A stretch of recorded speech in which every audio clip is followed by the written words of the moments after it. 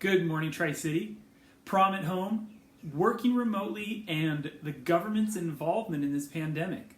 Those are the stories today on TCCN.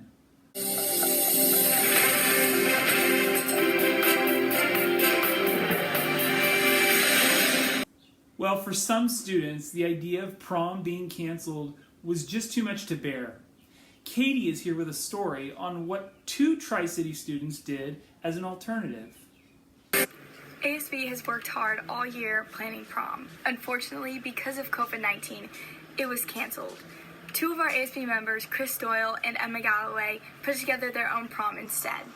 Emma's parents surprised us with our own little prom. They texted me about it before, so I knew it before Emma, and then I surprised Emma at her house, and then we drove down to La Jolla to their family friend's house.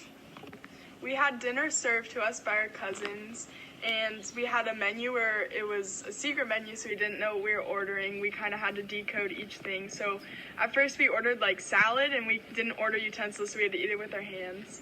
And there was like lemonade and water, and then we danced for a little bit, and then we played dodgeball with my family, and it was really fun. We love seeing how creative students are being, even during this rough time. Back to you in the studio. Some parents are also doing their best to continue working while staying at home. Luke takes a look at how this is affecting his family personally.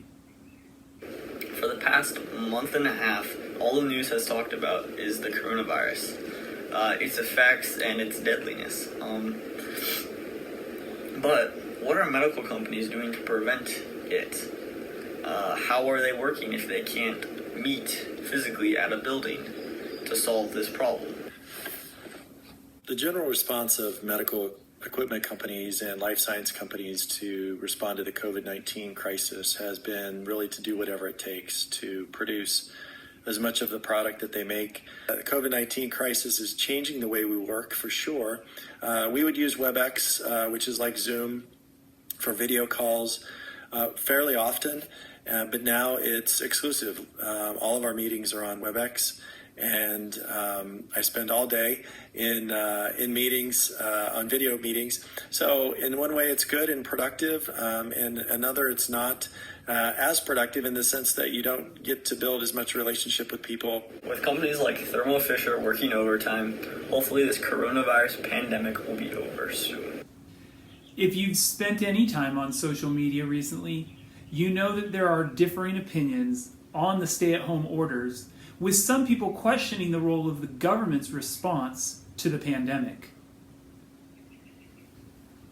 With quarantine showing no signs of stopping, many question the legality of this social distancing shutdown. I don't think that it should be the government's decision to make us stay at home. I think it should be our own, because it just kind of depends with the person in the family. So I think it should be like more your own and the family's decision. And between this municipal, state, and federal, I think that it should be the state's decision whether or not we stay at home. I think that the municipal or the county should decide, because some regions or some cities or counties, they're more reliant on smaller businesses than others, and some have less of a population to contact the disease and have a low infection rate. So ultimately, I think it should be within the city or counties, their decision. I think we have to look at the research, study our Constitution, study what rights are and what rights aren't. I think states should be able to make their own decisions, and because otherwise people in California have to live like people in Alabama, and people in Alabama have to live like people in California. We all know that would be absolute chaos.